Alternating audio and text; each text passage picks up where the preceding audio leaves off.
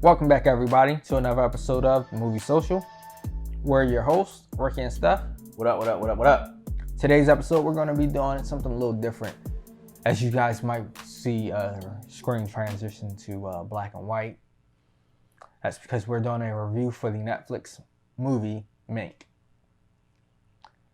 Yes, one of those old picture movies. And before we get into that review, if you like what we're doing on the channel with these reviews for movies, TV shows, video games, and anime, go ahead and subscribe to the channel, give us a thumbs up, turn on those notifications, and share the channel with your family and friends.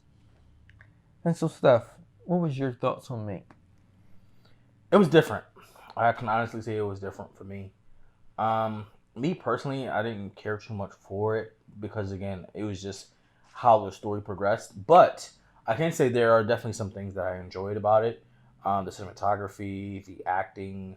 I just didn't care too much about the storyline, but it was pretty solid. It was pretty solid for me. I mean, I enjoyed this all. Set back in the 1940s and 30s and late 40s. All black and white, back in the Hollywood age with MGM and also some Warner Brothers involvements in it.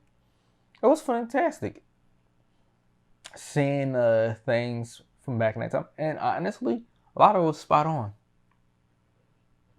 And I believe it was partially true. Some of this had some true people in it, some true moments. It was definitely quite entertaining. And one of the things that stuck out to me was about the election. Because if that wasn't the truth of how they try to manipulate people's votes by putting up false information. I mean, we've seen a lot of that in these past few elections, 2016, 2020, just to try and push the vote in one way or the other. Sometimes it works, sometimes it doesn't. This time it worked because they had an alternative source.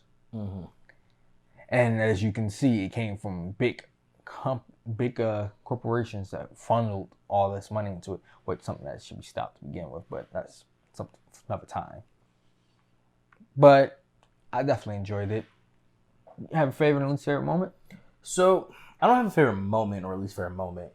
I'm just gonna give you my favorite things or favorite thing about it. I love the black and white. I absolutely love the black and white. It was different. It made me feel as though I was actually watching something from that time frame. And for a movie in the 2020s to immerse you, to make you feel that you're in the 1940s, was really good. I enjoyed that. It was great. I liked how the way the camera was panning and just the whole cinematography of this film was awesome. I enjoyed that a lot, and it made me feel like I was watching something that was literally recorded in 1940 but brought to 2020's HD vision. It was great. And my least favorite thing, and again, this is just like nitpicking, would be the time frame of it. It was pretty long. It was like 2 hours and some change, something along those lines. Yeah, but I mean, it was meant for it to be that long, but for something to me personally that couldn't like grab my attention and hold on to it, it was a bit long and a bit drawn out. Simply because it didn't like draw me in as far as, grabbing my attention, keeping me synced in and stuff like that. But again, that's just my opinion. Don't shoot me. I'm just, just laying it out there. I mean, I enjoyed it. It had a phenomenal cast. I'm sorry, Gary Oldman does not get enough credit for the roles he plays and the transitions he makes for every role. Like, he's one of the most underrated and personally, to me, in my opinion, actors of all time. Okay. Like, he's literally the master of disguise. Like, if you look at the roles he's played and then look at this role as well, played it very well as one of the writers, then gets hurt and trying to write while hurt, and they doing flashbacks and everything. Phenomenal job. Phenomenal job. And then the supporting cast was true A-list actors. I was kind of a little shocked at the whole star-studded cast. I can see definitely that this was definitely a Netflix movie aimed at the awards for an Oscar, trying to probably grab Best Picture, but will it? I don't know. I mean, the thing I probably didn't like the most, again, was that election situation. Just, sorry, politics just rubs me the wrong way. And in that movie, it just showed why. I'm just glad Gary Oldman's character actually had enough sense to stand up against it for the most part, and was not for what the studio was trying to do to swing the election in favor of the person that they wanted to win, who ultimately did win, sadly. So would you recommend somebody to watch this? You know what? For something that I didn't too much enjoy, I still would recommend it, because again, it may grab and capture someone else's attention. They may enjoy it more than I did. So yeah, I'll recommend it. Again, the cinematography and the whole black and white thing was phenomenal. So just alone, that actually did keep my attention. But other than that, I would recommend. I mean, to me, it was entertaining and very, very, very much enjoyable.